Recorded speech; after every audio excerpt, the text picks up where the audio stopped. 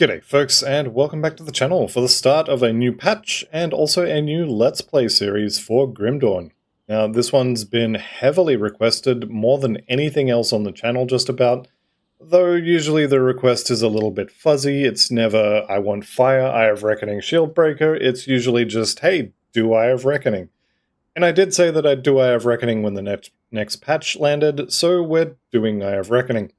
I didn't expect that the patch would be this quick, so I've got a couple other characters taking a break, but they'll be back as soon as there's a slot for them. With the recent patch, there were a lot of changes, but the big one I want to play with is the permanent Wind Devils. Fortunately, there's a level 94 set specifically made for Lightning, Eye of Reckoning, and Wind Devils, so I'm going to be playing this as an Archon. The downside to this playthrough is that we have Oathkeeper as a potential starting class, and that's an exercise in frustration until around level 20 at the earliest, and preferably even level 30 or 40. Eye of Reckoning being the main skill, though, means we're going to have to swap to Oathkeeper sooner rather than later. The good news, though, is that Shaman's really good for starting, and the main thing I wanted to play with, that being the Wind Devils, are a viable, although not optimal, means of starting a character, and you can do it from level, 4 or 5 or something like that. So I'm going to be running around with Wind Devils to kill things early, then swapping to Eye of Reckoning somewhere after Act 1. There are many, many ways you could start this character that don't involve the Wind Devils. You could do Primal Strike, you could do Savagery, you could, God help you could start with the Oathkeeper. Let's go ahead and start the character, though. There's all the usual stuff that I go through at the start of these playthroughs. I'm going to call this character Dizzy because he's going to be spinning a lot. You know what? Let's make it a female. So if you want to play along, I'm going to be playing on Veteran. You don't have to play on Veteran. No one's going to know. Nobody should care either. This is going to make the game a little more difficult. It's going to give the bosses enough hit points that they don't just, fall over as soon as you walk into the room. You'll actually have to fight them. But if you want to play on normal difficulty, just turn it off, have a drink in one hand, play with the other hand. It's fine. Nobody should care. The other thing is I'll be playing on hardcore, and as this says here, death is permanent. So if you're following along and you check this box and then your character dies, it will become a ghost and you won't be able to play it anymore. Now, if that doesn't sound like fun to you, just turn it off. Again, nobody's going to know, nobody should care, it's all going to be fine. So let's get into the game, and there are a few user interface changes that I'm going to go through here. Specifically with this patch, there has been changes here on the interface panel. Detailed item tooltips will be off by default. This is going to collapse a lot of the additions to items. So any item that has a fireball, has a proc, 10% chance on attack, that sort of thing, it won't give you details. It'll just say fireball, 10% chance on attack, and that'll be it. That'll be the whole item. So I like having this on so as I can see how much damage it's going to do. I can see it's going to do a stun. I can see maybe there's 2, 3, 4 fireballs that'll come out. I like having the detailed item tooltips. If you prefer the smaller tooltips that don't take up your entire screen, leave it off and it'll be fine. The other one is the new item highlight. This one drove me absolutely nuts until I worked out that I could turn it off. Whenever you loot anything in this game, the first time you open your inventory after you loot it, it will be glowing like a lighthouse. And you have to mouse over it to get that glow to stop. The other way you can do it is just turn this off, and then it won't glow, and it won't bother you. It definitely bothers me way more than it should. Some other UI things here, mostly key binding. A lot of this other stuff, go through it, have a look, but it's not really relevant, like these health bars. I do like having, display monster icons. This is going to display stars or skulls above the heads of heroes, bosses, nemesis, all that sort of stuff. I like having this one on, but the rest of this is just preference. Keybinds here, there's a couple I want to point out. If we go down here, where are we? Okay, E and Q. This is where I have my energy potion and my healing potion. You can put these anywhere. I think they default to 9 and 0 from when they used to be on the hotbar. They now have their own user interface elements here so you can see them. Just put them somewhere that's convenient. I have E and Q. Maybe you like using 9 and 0. It doesn't really matter. Just make sure you know where they are so you can use them. The other ones here, U and R. U I don't use quite so much. This is useful for when you're standing on a door and you're trying to get through the door, but there's too many enemies in the way and you can't click the door. Just press U and it'll use or interact with whatever is close to you. You can also use this to open treasure troves that happen to be swarmed at the moment. Useful to have. But pickup here, I believe this is unbound by default, but pickup is really useful. This will pick items up that you are standing on top of, and you don't have to click on them. This will save you, I don't even know how many clicks. This is worth its weight in gold. Well, actually, it's worth way more than that because it doesn't weigh anything. But this is really, really good. Definitely bind pickup. Evade here defaults to spacebar. I have it on mouse 4. That's the back button on most mouses or mice. Again, where this is not important. As long as you know where it is, it's somewhere convenient that's for you, and you can use it. That's kind of all that matters. So I have it on mouse 4. Put it wherever you're happy with it. The only other thing I'll mention as being kind of important is toggle hide all items, open brackets, loot filter, close brackets. Now, I have this on Z or Z, depending on where you are in the world. Again, doesn't matter where you put this, but this is the option to turn off all of the items. This is I'm busy, I'm fighting, I don't need the visual clutter. You push this button, all the items go away, and you can actually see what's going on.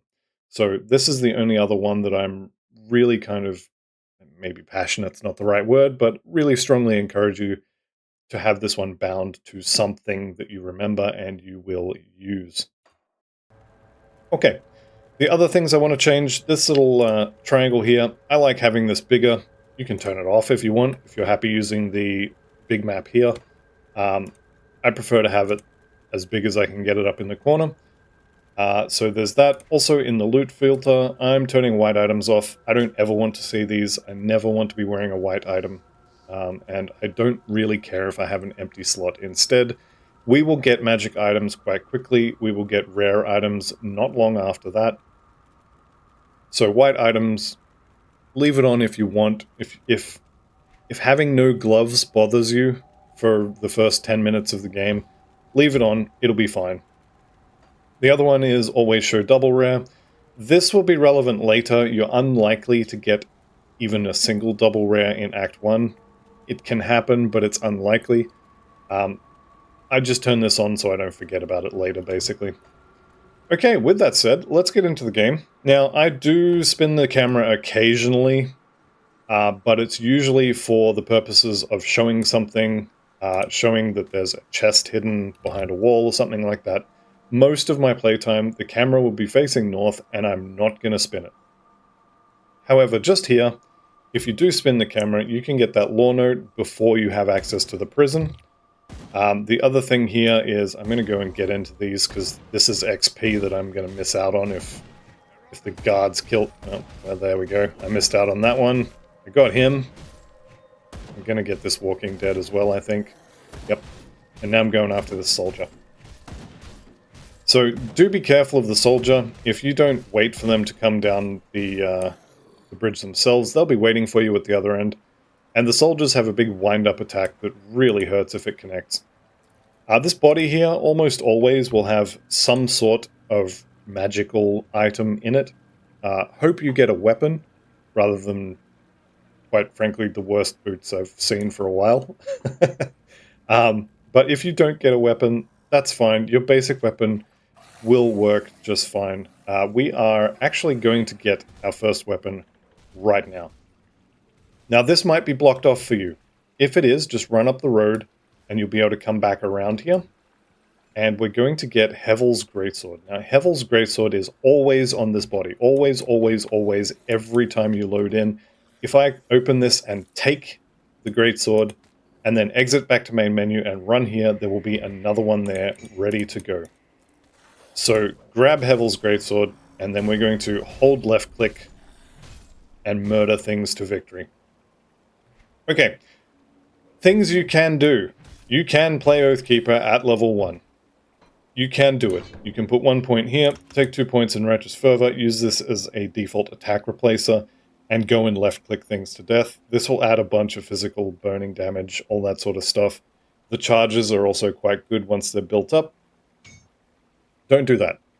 You can also keep your initial shield and use Aegis of Menhir. That will let you throw a shield at, starts off as 1 target, later on you can add more targets.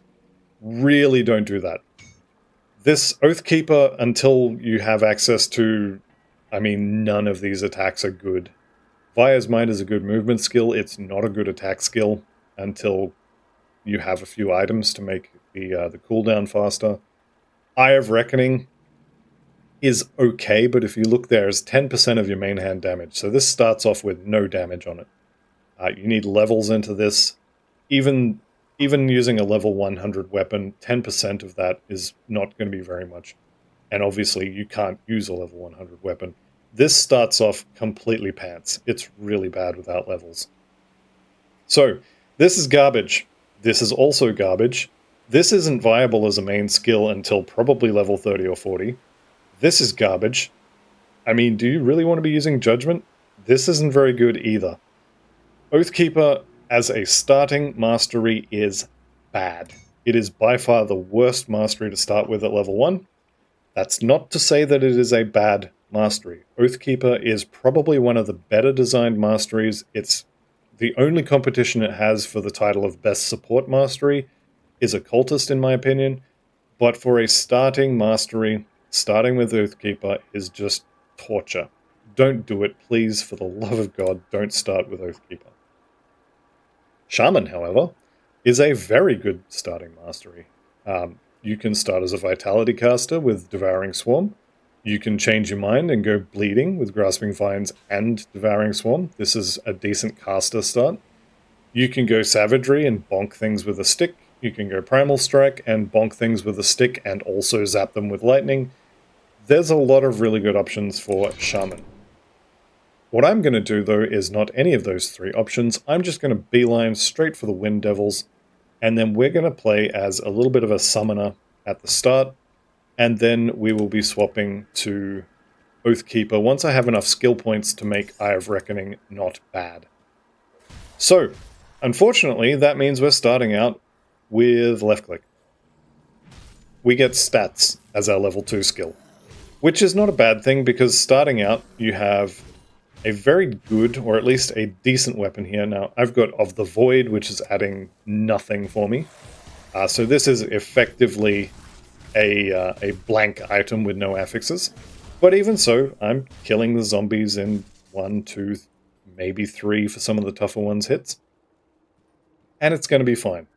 Once we get to level 5, we will have some components available. I've already got a Chilled Steel, so that'll give me an ice spell. I've got a Searing Ember, so that's going to give me a Fireball. I can use either one of those, and I'll be fine probably until level 12, 13, 14, something like that.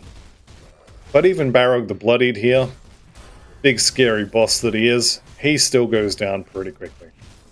And then we just kill his friends. And it's kind of just fine. Just using the sword, just whacking away at things is fine. Got a couple new items here. Barrog's Bloody Arm. This is showing me that this is actually better than my two-handed sword. And this attacks a decent amount faster as well. The bleeding damage is going to stack up. And then I can also use a shield. So this is almost certainly going to be better. So I'm going to swap that in.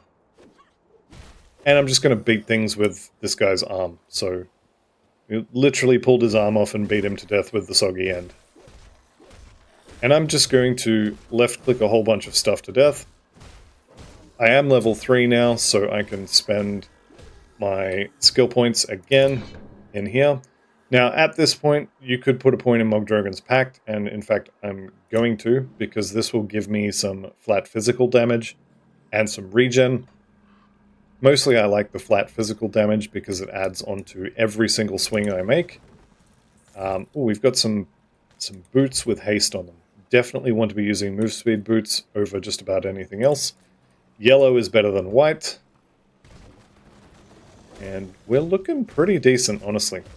Now, the goal before we get to Kyzog. Kyzog is the game's first kind of boss. The goal before I get there, I want to be level 5, which means I'm going to have to kill a few of these walking deads. I'm going to have to go out of my way to kill stuff that I find, which is fine. No lore note for me, unfortunately. There we go. We're almost level 4 already. Absolutely cooking. Alright, this bridge may be blocked. Mine is. This bridge may be blocked. Mine is not. However you end up getting across this river will be fine. One thing about these insects is when they die, they leave a bunch of goop on the floor. General rule is goop on the floor will kill you. Don't stand in it. I know that's maybe obvious, but a lot of the goop can really, really hurt. So make sure you're not standing in the goop, and you'll have a much better time than, well, being dead.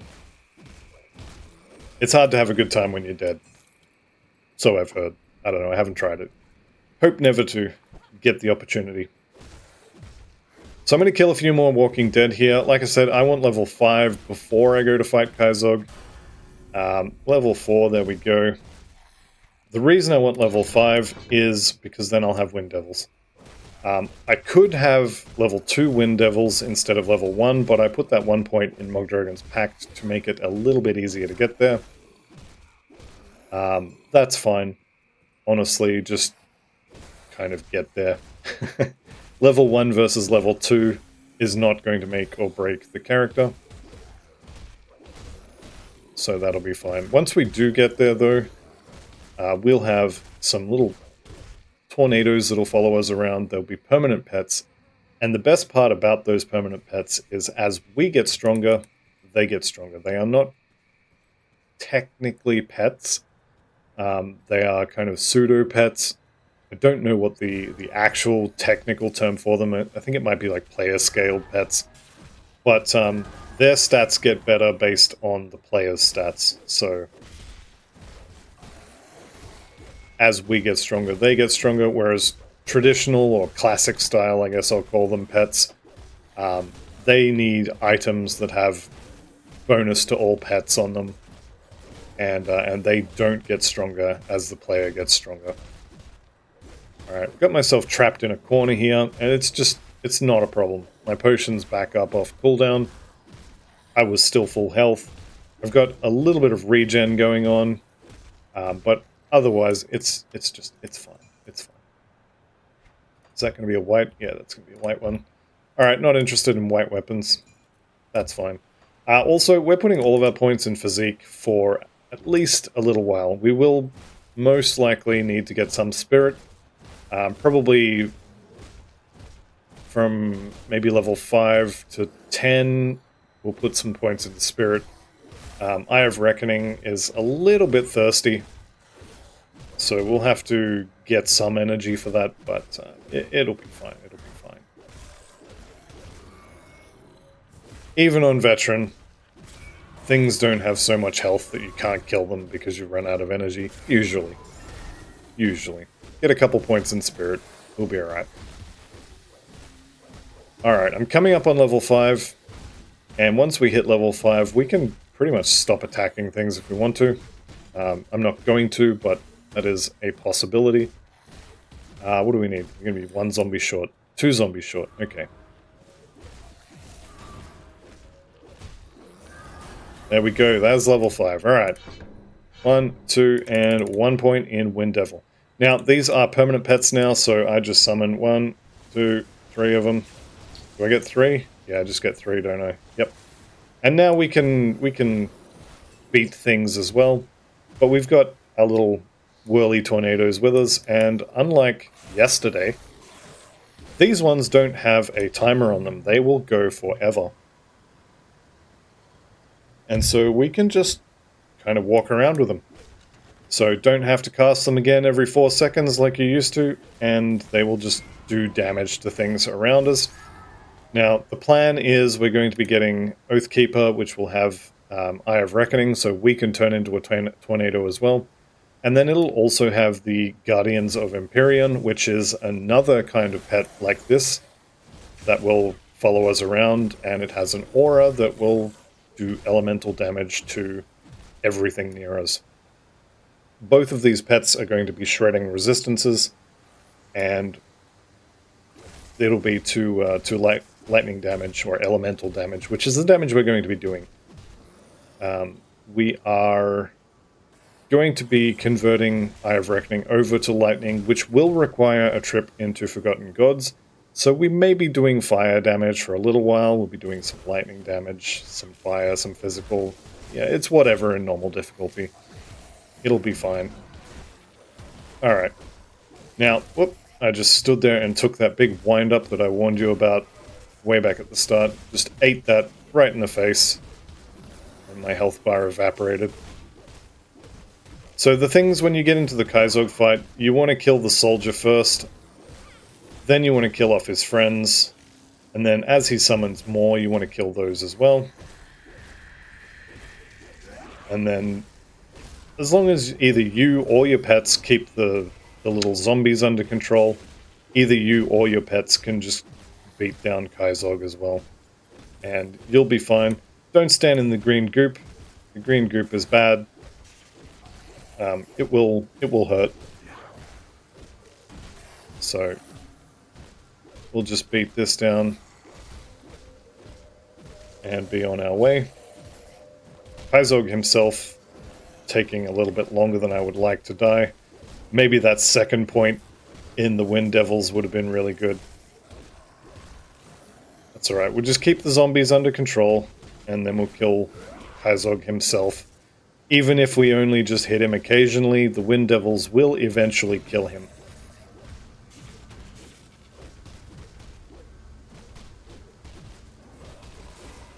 Alright, time to go back on pest control here. We'll kill off his friends. Let's get out of the goop. And maybe use a potion. Yeah, he is going to die. Very slowly, but he is going to die. The downside, I guess, to using non-meta leveling builds is sometimes they take a little bit longer to kill things than other times. Okay, so with Kyzog down, the only other thing left to do in the burial cave here is we have a devotion shrine to cleanse, so let's go ahead and do that. Actually taking a little bit of a beating here, but that'll be alright. We'll get rid of the Aether Crystal. And it'll stop throwing extra zombies at us. The other thing you can do is you can just click on this and then leave, and it'll be fine. I am going to do something a little bit weird. I'm going to get the Tsunami devotion here, which means I need 1 point in blue. There's a couple different ways you can start this.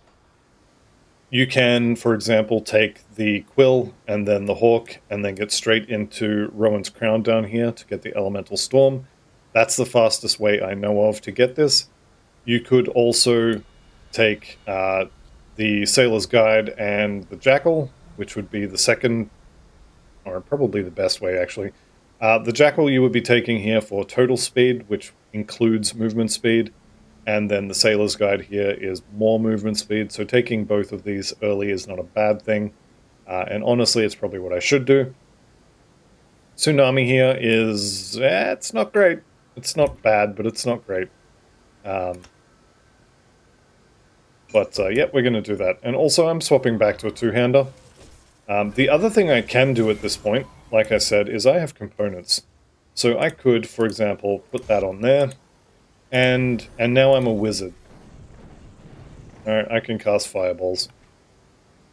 What I'm going to do here is I'm going to put a couple of points into the Wind Devils. I'll probably take these to, say, 7, maybe 8, something like that. And then move on to the next node for them.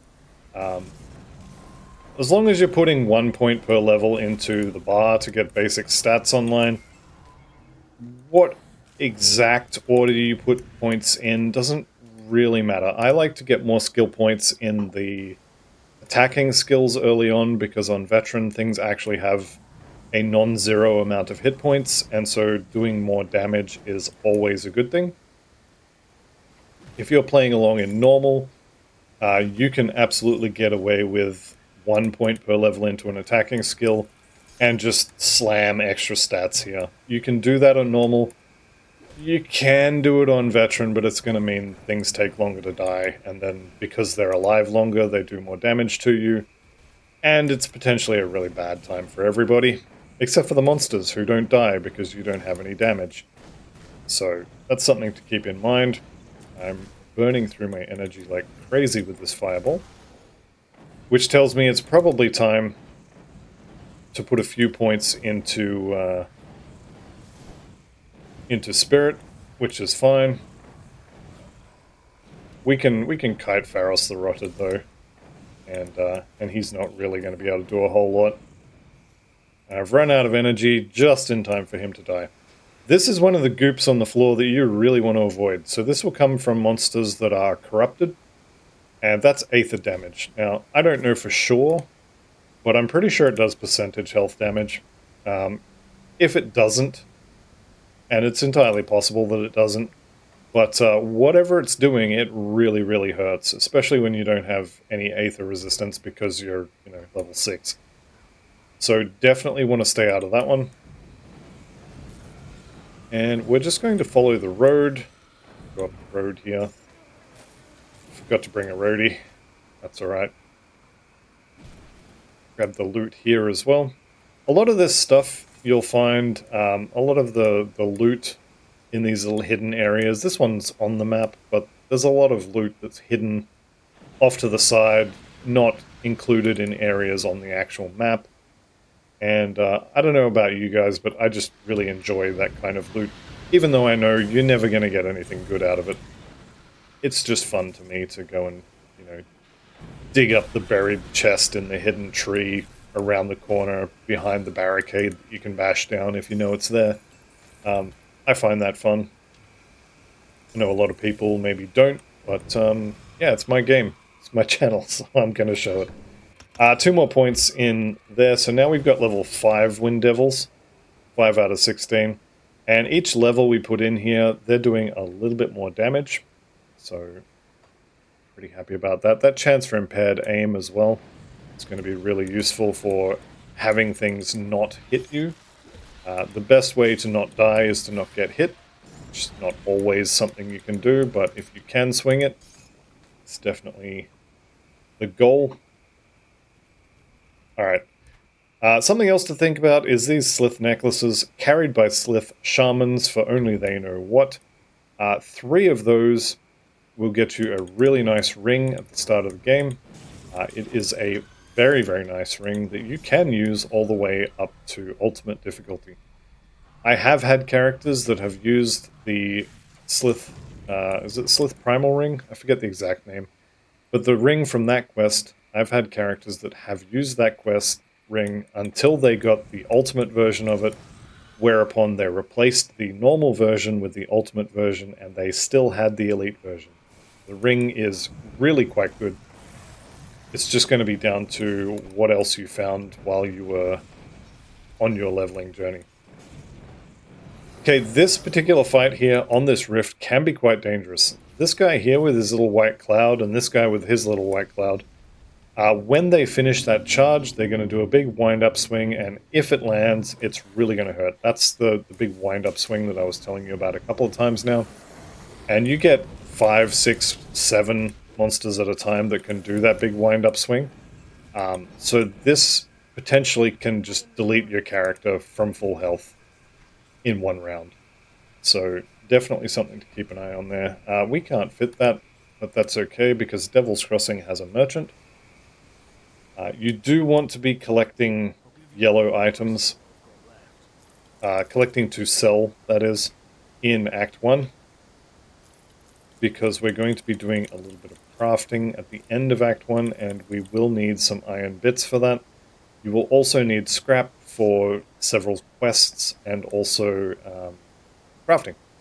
So, as long as we're here, let's turn some of these in. I will speak to them. Yep. Harmond here, we've already killed 1 of the 3 that he wants us to kill. We've got some Aether Crystals, so Kasparov will be happy to get those. and we can tell him that we'll look out for his apprentice. Okay, level 8. 1 point in the bar, and I'll put 3 in Wind Devils here. This is pretty good damage. I'm probably going to stop here and go back to pumping the bar in order to get Raging Tempest. This will be adding cold damage to it, so now they'll be doing physical, lightning, and cold damage. But the main point here is minus 3% at the moment elemental resistance. This is going to make enemies more susceptible to elemental damage, which includes fire, it includes lightning, and it includes cold. That's the main reason to take the Wind Devils. The damage from them is just kind of a nice thing that I'm using to level up, so I don't have to play Primal Strike or Savagery again, because I've kind of already done Primal Strike and Savagery. Okay, let's push on. We've got a couple of different flavored zombies to kill. This is going to be the one issue you may have with a Wind Devil build, and that is that they follow you. They don't run out in front of you. So by the time they arrive, you've already got 2 or 3 fireballs into whatever it is you're fighting. But they're a pretty good cleanup crew, if nothing else. Alright, so we want to kill the blue slith here. They're going to drop the necklaces, or they can, not to say they will, they can drop the necklaces. And we want to get our hands on 3 of them. I've already got 1. And looks like I'm not getting one from this camp, which is fine, because there are plenty of other camps where they live. And we're going to go and murder them all to death until I have 3 of those necklaces. So here's the Whitemire Rift, and here is Gillius the Decayed. Gillius is a lightning zombie, which unfortunately means that our whirly boys are not going to be doing a huge amount of damage to him. Now, I'm going to take a break here and just kill off his friends. Generally speaking, if something is on fire, it's not really going to care too much about fire damage. If something looks like it's a miniature lightning storm, it's probably not going to care too much about lightning damage. So we can kill this guy much faster with our fireball than we can by just kind of hanging around and waiting for him to die to the damage over time that he's heavily resistant to. Alright, this Rotting Corpse here, this can be good. Carver's Conjuring Bone, this is another one of those items that always spawns in the same place, and this one, generally speaking, is good for pets, but it also comes with a 10% total speed, which includes casting speed, attack speed, movement speed. It's just go faster, the offhand.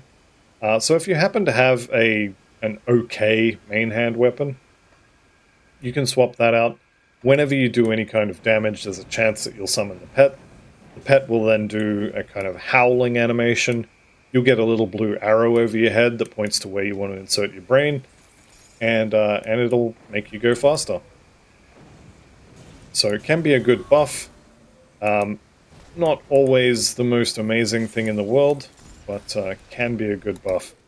Also, old mate here, Milton Hart, this is the other reason I'm here. He can spawn inside this building, he can spawn inside this building, apparently he spawns outside this building as well. Or he can spawn across the road over here in this building. And you do want to kill him, because, well, I mean, he's worth a lot of XP, he's made out of loot, why not kill him? But also, you have the quest to kill him, and also, he has a really nice hat that's going to help us against the Act Boss. So he is really, really good to kill. We are going to... Ooh, I actually got to hit that. We're going to beat him down. And remember I mentioned his hat? You're going to want to wear his hat until the end of Act 1. It is by far the best hat you're going to find in Act 1. Anything else he drops could be good. Maybe, maybe not. He's dropped a Bone Snap Gavel for me, which honestly doesn't look too good, but that's fine. This helmet is what I'm here for. Now, I've got Mighty Milton's Cask. You might have something else. You might have aggressive Milton's Cask of Thunder or something like that. Doesn't matter. All the stuff we want from this helmet is baked into the base item. That Mighty just gives me a little bit of extra physique. The reason I like this helmet is the Aether resistance. The Act Boss does Aether damage. The Act Boss is also an Ethereal. So getting 10% extra damage to the Act Boss is really good. Taking 23, 20, 28, whatever percentage less damage from the Act Boss is also always really good. So best helmet in Act 1 for just about every build there is. In fact, I'm struggling to think of any build that wouldn't be using that helmet. Alright, there's level 9. Let's go ahead and get 1 point over here in Heart of the Wild. That's going to get me more health, a little bit of regen, and make me a little less susceptible to bleeding and poison type attacks. Also now, I'm probably going to put some points into Spirit. I like to get 5 points in Spirit for most characters fairly early. Let's just do that now. I'm really bad at remembering to spend my attribute points, but I'm going to take this to 5, and then probably the rest are going into Physique. I might take it to 10 later. We'll see how we go with the energy cost on Eye of Reckoning. I think it's fairly thirsty, so I may have to put some extra points in there, but it'll be fine. We'll just wing it. We won't be needing huge amounts of cunning. We are using, I think it's a mace that will convert the Eye of Reckoning to lightning, but that's not going to be happening for a little while anyway. And we do have energy potions, so we can just use energy potions and it'll be fine. So this little stutter step is something you can do as a caster. Not really something you need to do, but it looks cool and it kind of works. Alright, we've picked up our first belt.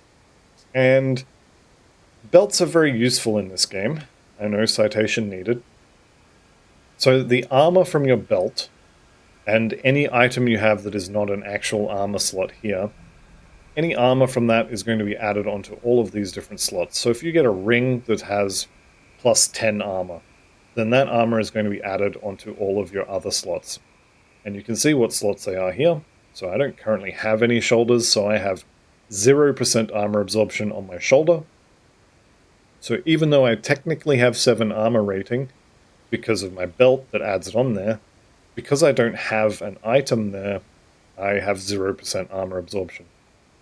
We want to get that armor absorption column up to 100, or close to it, which we'll be doing later. But for right now, it's probably fine. And by probably, it's definitely fine.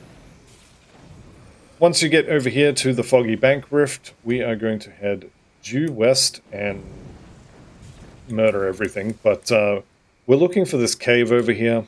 I say looking for it. I know it's there. It's always in the same spot. It's not really looking for it. But we're heading for this cave, because this cave has a devotion shrine in it. Also, actually, before we go into the cave, there is a guaranteed pair of shoulders over here on an island. Also the necklace there that I really want. These shoulders are always rare, and they're always here, and they're always okay. They're not amazing, they're not the best shoulders you'll ever wear, but they're decent. If you get to this point and you don't have any shoulders, you're going to want to come out here onto this little island. So here's the Foggy Bank Rift, here's the cave that I'm talking about, and then this totem may or may not be here. I'm actually going to recommend that we don't do totems until the end of Act 1. Obviously, if you're playing on normal or on softcore, it's going to make it a lot easier to do the totems, and probably even on veteran it'll be fine, but I'm not going to risk it. These shoulders are always in this stump. Now, I've got Resonant, which is a whole bunch of elemental stuff, some better stats, some better resistances. These are really good compared to normal, but even if you don't get an affix at all, if you just get Isaac's Spaulders of nothing, they will be better than having an empty slot, and I think they're physical retaliation. Yeah, they always come with physical retaliation and some other stats as well. So they're good to have if you don't have anything. If you're playing along and you get to this point and you already have some yellow shoulders, just go into the cave. You don't need these. They will get replaced fairly quickly. It's just better to have the easily guaranteed shoulders that are okay than to have an empty slot there. Okay, into Cavern, aptly named. I mean, it is a cavern, so They're not wrong. Couldn't have come up with a better name, though. Just cavern. Next, we're going to be going into cave. Actually, I think there is an area in Act 1 that is just called cave. Anyway, this is what we're here for. Desecrated Shrine. Let's go ahead and pop this. We get a bunch of slith to fight, which will go down. Maybe not quickly, but they'll go down. Alazra's Ruby, that's a bunch of fire stuff. Okay, something to know about spells. Generally speaking, most spells are not going to have main hand damage on them. This one, this Fire Blast, has 20% main hand damage, which means, I can't wear this, but if I was level 15 and I put this amulet on, I would get my 1 to 3 fire damage, and 20% of that would be added onto this Fire Blast. So I would gain half a point of damage or something like that. Obviously, this is much more effective with bigger numbers, but 20% of 1 to 3 will be added onto this spell. And then all of that's going to be multiplied by 12%. So instead of 100 damage, I'd do 112. So early on, small flat damage like that, when you're using a spell that only has a small amount, or even 0 main hand damage, that's kind of worthless.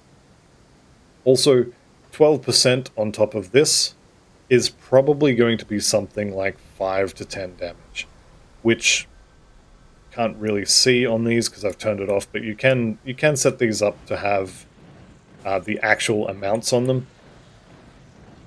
But these are dying in 2 hits. If you do 10% more damage, they're still going to die in 2 hits, so you haven't actually gained anything.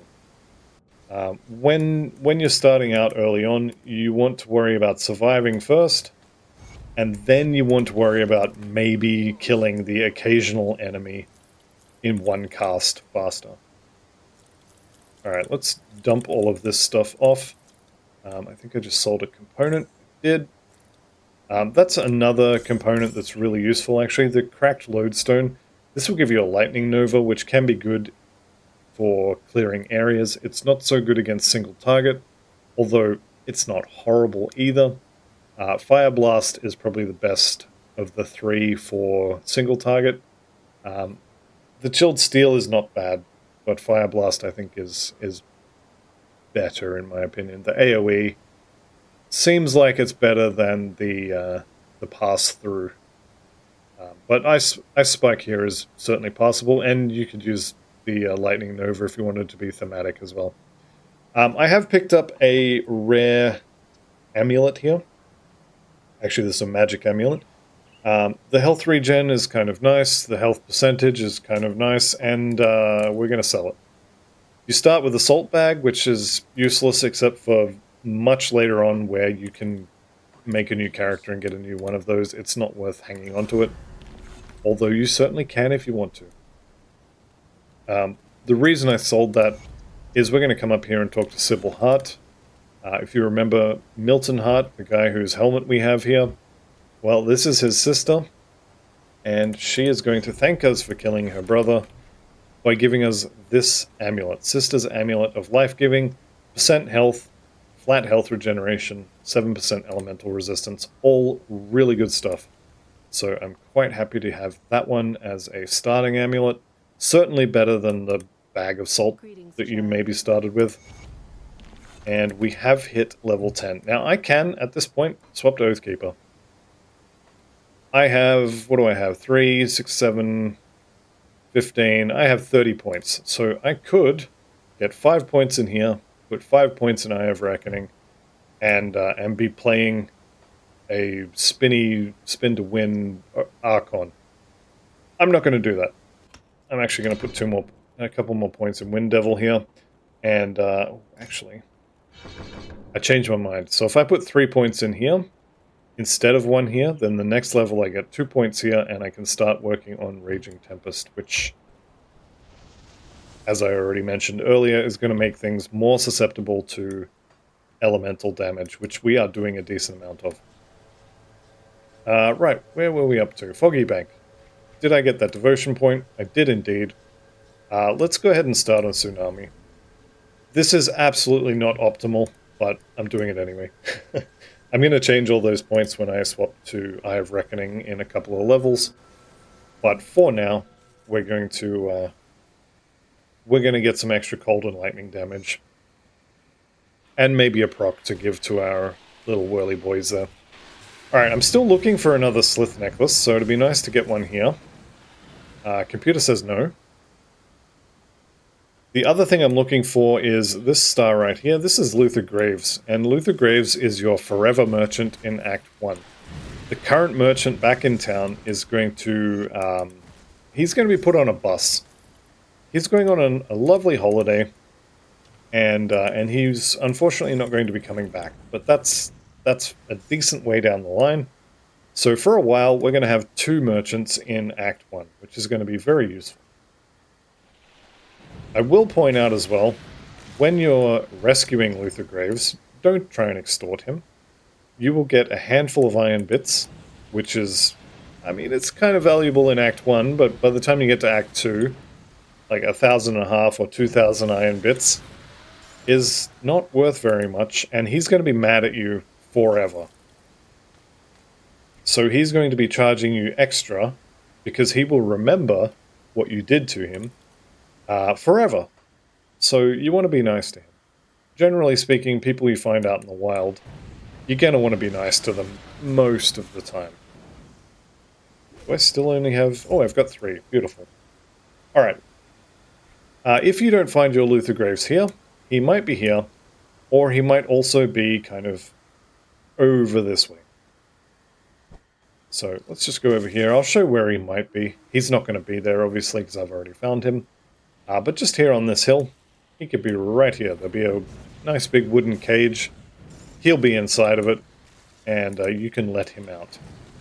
Another thing to point out as well is I just picked up my 4th slith necklace. You can actually save these. So what you can do is you can go around and kill a whole bunch of slith. You can get 9 of these.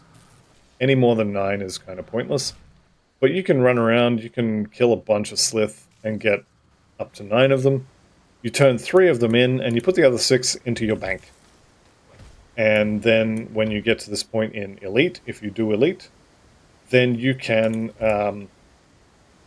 take 3 out of your bank and just go turn the quest in straight away. You don't actually have to do it because you already have your necklaces from the previous difficulty. And then again, when you get to Ultimate, or if you happen to skip Elite, like I'm probably going to do, then you can just go to your bank, grab 3 necklaces out, and you are good to go.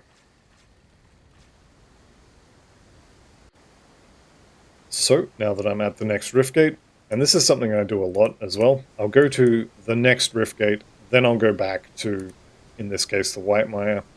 I'll turn the quest in, and then I'll rift straight back to where I was. It just saves a little bit of time.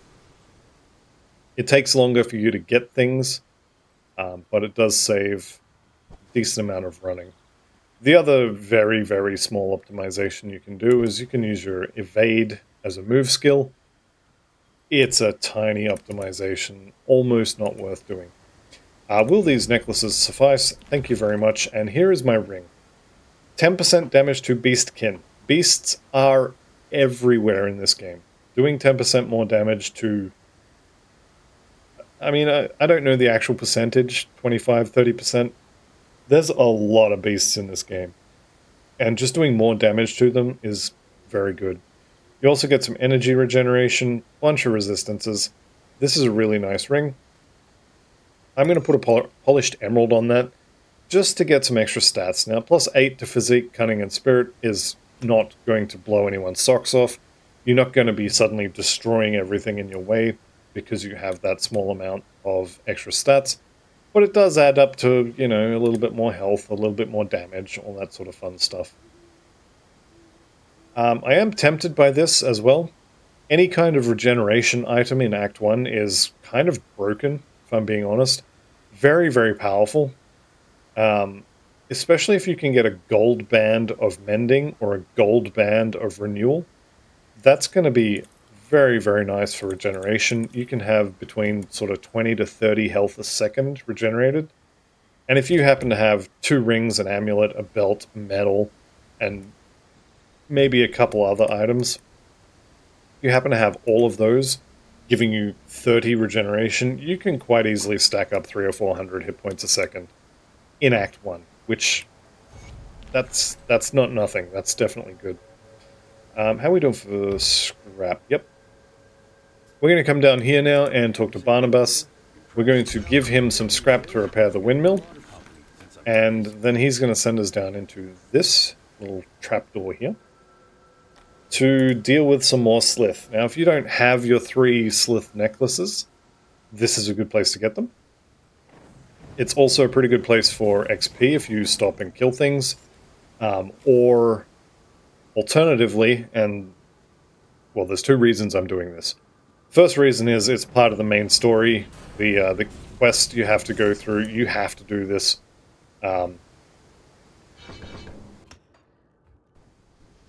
You have to do this quest at some point to get to Act 3. You can go and do Act 2 without doing this, but you will have to come back at some point to actually do this. I'm not sure exactly where that point is, because I've always just done the quest and it's never been an issue. But at some point, you will not be able to progress the main story. It's probably going to be Homestead, because the quest giver won't tell you about Homestead until you've done the quest, so getting the Homestead quests started will require you to talk to him. But you should be able to get through Act 2. So that's reason number 1 why I'm doing this, is because you have to. But reason number 2 is the boss in here is going to drop a ring. And that ring is maybe going to be quite good. It's the second sort of guaranteed ring you're going to get when you do a playthrough. And since you've got 2 ring slots, there's really no reason not to go get it. Also, I mean, XP, right? I'm going to hang on to these points. I'm already well above what I consider to be the safe hit point threshold.